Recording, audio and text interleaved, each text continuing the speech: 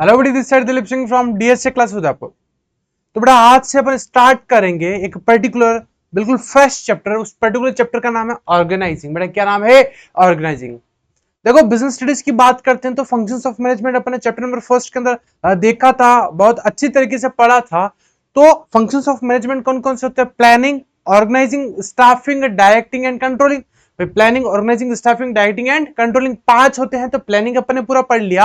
अब बात करेंगे किसकी? तो बेटा अब अपन बात करेंगे ऑर्गेनाइजिंग के अंदर क्या करते हैं। तो बेटा ध्यान से सुनना, ऑर्गेनाइजिंग के अंदर अपन क्या करते हैं? डिफरेंट डिफरेंट डिपार्टमेंट्स तैयार करते हैं, अलग अलग डिपार्टमेंट बनाते हैं। सर डिपार्टमेंट बनाने की क्यों जरूरत पड़ती है?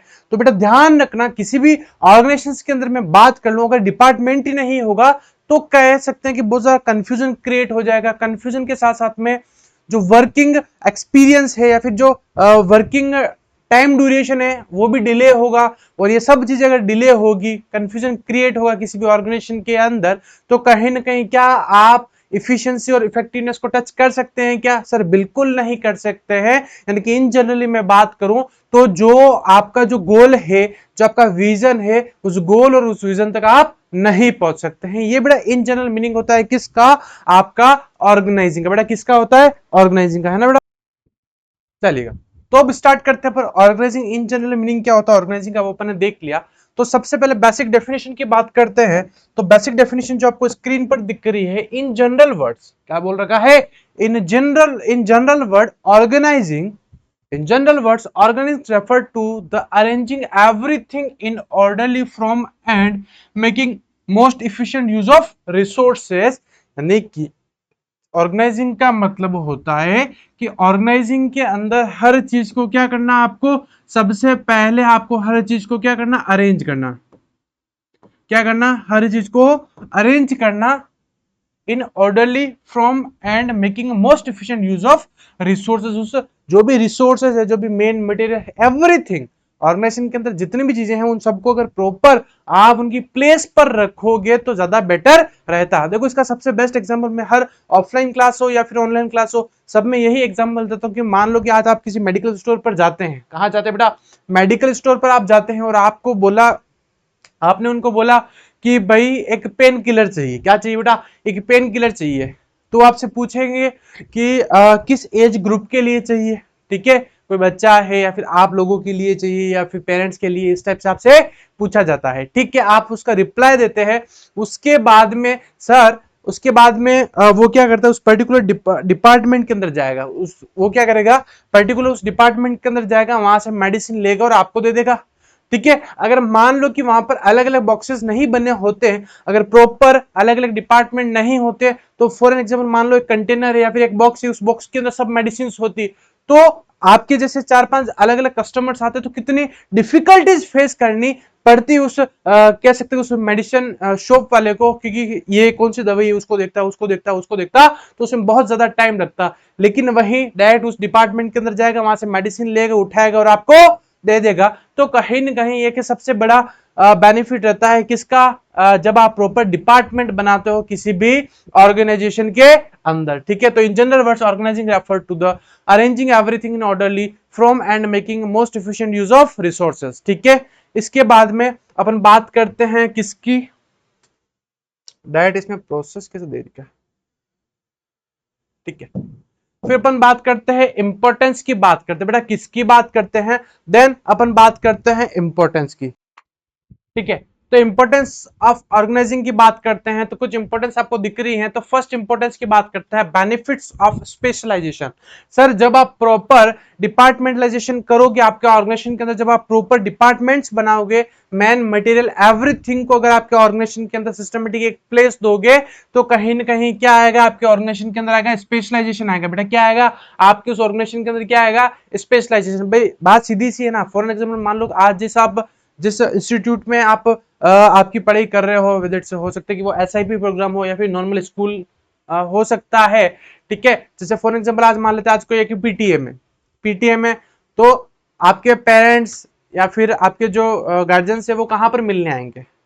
भाई स्कूल में आएंगे, स्कूल में कहाँ पर आएंगे, जहां पर बोर्ड लगा हुआ होगा, एक टेक बोर्ड लगा होगा कि 12th कॉमर्स, भाई 12th कॉमर्स है, यानी कि बाहर अगर डिपार्टमेंट यानी कि जो क्लासरूम है, जो आपका हॉल है, जहाँ पर पीटीएम पेरेंट्स टीचर मीटिंग हो रहा है, तो वहां पर अगर बाहर टेक बोर्ड होगा तो कितना बेनिफिट रहेगा, किसको, आपको, मेरे को, या पेरेंट्स को, क्योंकि उस डिपार्टमेंट को देखते हुए वो डायरेक्ट क्लिक करेंगे। भाई बात सीधी सी, बाकी मान लो कि ऐसे बाहर हेडिंग्स नहीं लिखवा रखी है कि भाई ये क्लास 12th है, ये 10th है, ये 8th है, यहाँ पर आपको बायो को टीचर्स मिलेंगे, ये हमारी केमिस्ट्री लैब है, ये फिजिक्स लैब है, तो कहीं ना कहीं कंफ्यूजन क्रिएट होगा। क्या होगा बेटा, कंफ्यूजन क्रिएट होगा, अफरा तफरी हो जाएगी, ठीक है, कौन किधर जा रहा है, कौन किधर जा रहा है। यानी आप कह सकते हो कि एक सर्कल पर जब एक कह सकते हैं कि जो ट्रैफिक कंट्रोलर नहीं होते हैं, तब उस टाइम पर उस सर्कल की, उस चौराहे की क्या स्थिति होती है, कोई इधर से आ रहा है, कोई इधर से आ रहा है, कोई हॉर्न बजा रहा है, तो पूरा क्राउडेड हो जाता है। उसी तरह से स्कूल के अंदर भी हो जाएगा। इसलिए अगर आपको स्कूल के अंदर प्रॉपर डिसिप्लिन मेंटेन करना है, एक proper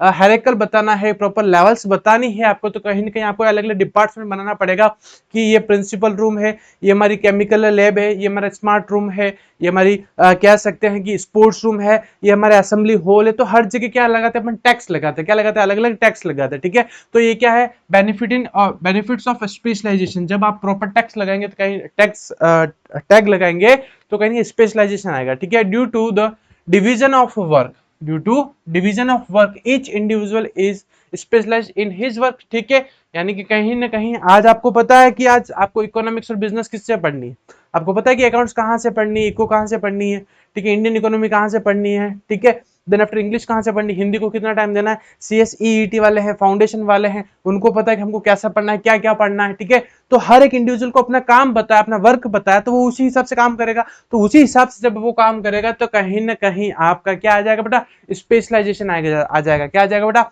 specialisation. Point number second पढ़ते हैं, रोल क्लियरिटी। रोल क्लियरिटी का मतलब होता है कि आज मेरे को पता है कि मेरे को क्या पढ़ाना है, ठीक बात।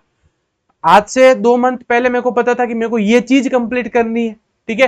तो रोल क्लैरिटी का मतलब होता है कि जब अपने को प्रॉपर आपका वर्क पता रहता है कि आपको इस सीक्वेंस के अंदर चलना है, ये काम करना है, ऐसा करना है, वैसा करना है, तो कहीं ना कहीं क्या होता है, रोल क्लियरिटी का मतलब होता है कि आपको वर्क पता है, आपका डिपार्टमेंट पता है, तो आपका हर चीज आपको क्लियर है ना, कि आपका सुपीरियर कौन है, आपका सबऑर्डिनेट कौन है। तो उस पॉइंट को क्या बोला जाता है, role clarity. In organisation function individuals are assigned job and responsibility authority, so the role of the manager is clear, ठीक है। तो उसकी रोल क्लियरिटी का मतलब होता है कि उसको प्रॉपर वर्क दिया जाता है, उसी को पता रहता है कि मेरे को क्या काम करना है, ठीक है, मैं किसके लिए लायबल हूं, कितनी मेरे ऊपर रेस्पॉन्सिबिलिटी है, कितनी मेरे पास अकाउंटेबिलिटी है, कितनी अथॉरिटी है, हर चीज उसके ऊपर क्या होती है बेटा, क्लियर होती है। क्या होती है बेटा, क्लियर हो जाती है। थर्ड पॉइंट पढ़ते हैं, optimum utilization of resources. Optimum utilization of resources को एक पॉइंट पढ़ा था, ऑप्टिमम यूटिलाइजेशन ऑफ रिसोर्सेज को अपन क्या कह सकते हैं, अरे इफिशिएंसी कह सकते हैं कि नहीं कह सकते सर, बिल्कुल क्या कह सकते हैं अपन, इफिशिएंसी कह सकते हैं। In organisation function there are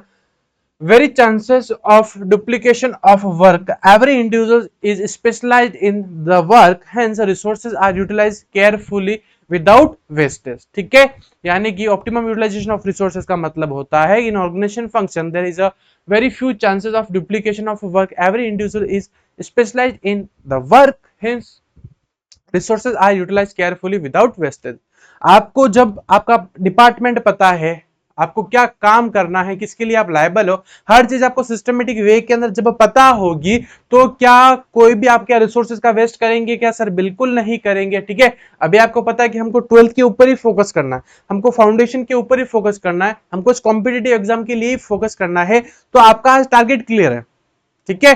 भाई खुद देखो, मैं आपसे ही क्वेश्चन करता हूँ, आज ऐसे क्या रीजन है जो बच्चा है, फिर जो बच्ची 12th के अंदर अच्छा परसेंट लेके निकलता है, ठीक है, उसके बावजूद भी वो कंपटीशन एग्जाम की तैयारी भी करता है लेकिन सिलेक्शन नहीं हो पाता। उसका मेन रीजन ये है कि बच्चा सब तरफ दौड़ता है, ठीक है। वो सोचता है कि मैं कांस्टेबल भी बन जाऊं, मैं आईएएस भी बन जाऊं, मैं आरएस भी बन जाऊं, मैं एसआई का फॉर्म भी भर दूं, मैं आरपीएफ का फॉर्म भी भर दूं, मैं एयरफोर्स के अंदर भी फॉर्म भर दूं।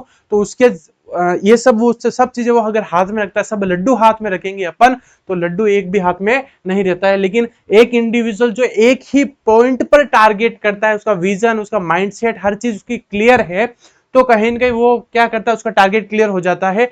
तो वही बोला गया है कि ऑप्टिमम यूटिलाइजेशन ऑफ रिसोर्सेज का मतलब होता है कि जब आप हर चीज को परफेक्शन के साथ में करोगे, प्रॉपर वर्क करोगे, ठीक है, तो कहीं ना डुप्लीकेशन नहीं आएगा। और उसी पॉइंट को क्या बोला गया है, आपका ऑप्टिमम यूटिलाइजेशन ऑफ रिसोर्सेज। फिर है कोऑर्डिनेशन।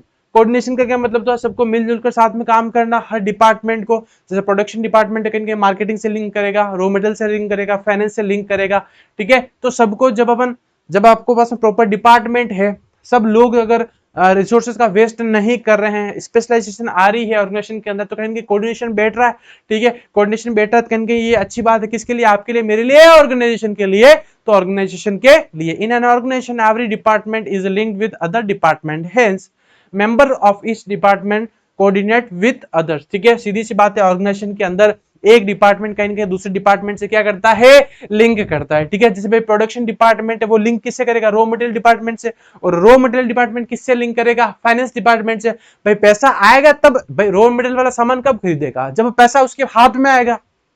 प्रोडक्शन वाला काम कब स्टार्ट करेगा, जब रॉ मटेरियल उसके पास में आएगा, ठीक है। मार्केटिंग वाला कब चालू करेगा, जब प्रोडक्शन बनकर तैयार होगा उसके पास में, उसको पता पड़ेगा कि ये पर्टिकुलर प्रोडक्ट बनके तैयार हुआ है और इसका अपने को क्या करनी बेटा, मार्केटिंग करनी, तब करेगा। तो एक डिपार्टमेंट दूसरे डिपार्टमेंट से क्या है, अरे लिंक्ड है कि नहीं है, तो वही बोला रखा है कि जब आप स्पेशलाइजेशन करोगे, रोल क्लियरिटी आपको पता होगी, इफिशिएंसी आपको पता है, तो कहेंगे कोऑर्डिनेशन बैठेगा, क्या बैठेगा, कहीं ना कहीं कोऑर्डिनेशन बैठेगा।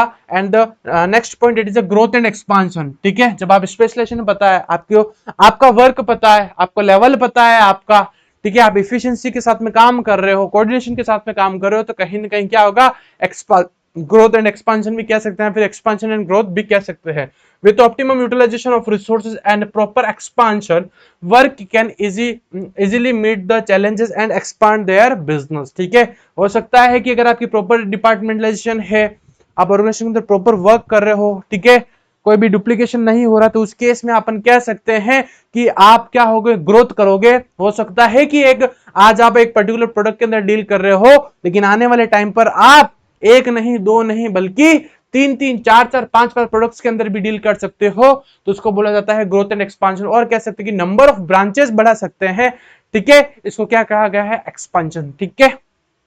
फिर नेक्स्ट पॉइंट की बात करते हैं, डेवलपमेंट ऑफ द पर्सनल्स, ठीक है। कहीं ना कहीं देखो सीधी सी बात है, आज मैं बोल रहा हूं कि आज इस स्कूल का अच्छा रिजल्ट आया है, इस ऑर्गेनाइजेशन के अंदर अच्छा रिजल्ट दिया है, इस पूरे ऑर्गेनाइजेशन के अंदर, तो क्या खाली ऑर्गेनाइजेशन का नाम आता है क्या, नहीं भाई, ऑर्गेनाइजेशन तो खाली एक फेस वैल्यू, ठीक है, लेकिन वहां पर हार्ड वर्किंग, डेडिकेशन के साथ में काम किसने किया, वहां के एम्प्लॉइज ने काम किया, उसका वहां के वर्कर्स ने काम किया। आप खुद सोचो ना भाई, मेरे को दुख इस बात का होता है कि स्कूल जब किसी बच्चे का अच्छा रिजल्ट आता है, स्कूल वाले क्लेम करते ये हमारा बच्चा, ये हमने पढ़ाया, ऐसा वैसा, ठीक है, लेकिन क्या रियलिटी में क्या पढ़ाया है, क्या उस डायरेक्टर ने, क्या प्रिंसिपल ने पढ़ाया है, क्या नहीं पढ़ाया, तो एम्प्लॉइज यानी कह सकते हैं उन टीचर्स ने, उन फैकल्टीज ने पढ़ाया, उनकी मेहनत की वजह से बच्चा क्या लाता है, रिजल्ट लाता है। लेकिन वही स्कूल मैनेजमेंट की टीम, वही तब बच्चे का कभी रिजल्ट खराब आता है, नेगेटिव चला जाता है, तो वही स्कूल का मैनेजमेंट टीम बोलता है, तब स्कूल वाला ये नहीं बोलेगा कि ये हमारा बच्चा है, वो बोलेगा कि वो टीचर अच्छा नहीं था,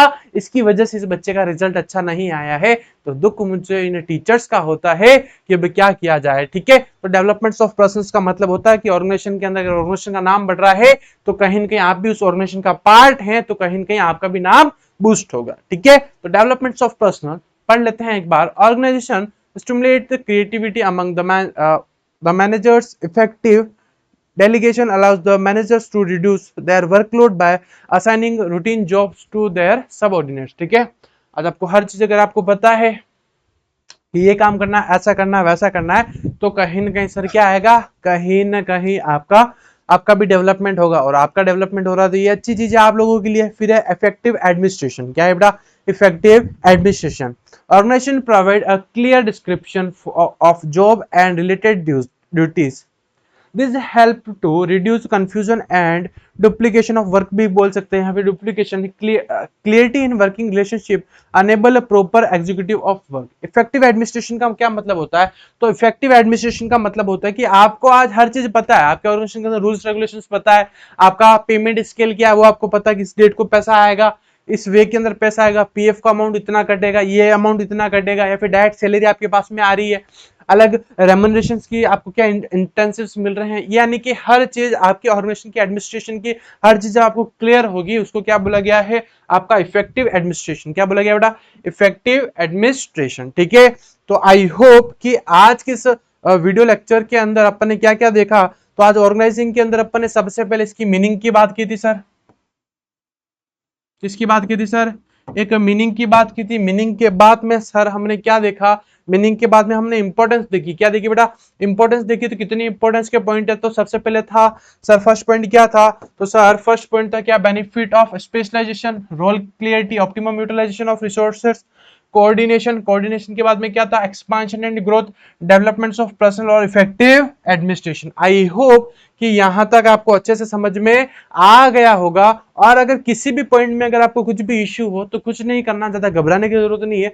जो आपको व्हाट्सअप नंबर दिख रहा है 9462205541, इस पर हमसे कनेक्ट हो सकते हैं और आपका जो भी डाउट हो आप हमसे पूछ सकते हैं। और आप चाहते हैं क्या सर हम भी विश्वास बेस के अंदर इंट्रोड्यूस हो सकते हैं, तो बिल्कुल मोस्ट वेलकम है। वहां पर आपको recorded lectures, live lectures, doubt solving 24 hours, then after online और offline test series, doubt solving भी ऑनलाइन और ऑफलाइन आप भी ज्वाइन कर सकते हैं। Vishwas base for the economics and the business studies for session 25th और 26th। ठीक है, इस विश्वास बेच के अंदर इकोनॉमिक्स और बिजनेस स्टडीज का पूरा करिकुलम आपके end of the exam hall तक हम आपके लिए बिल्कुल खड़े रहेंगे। Thank you.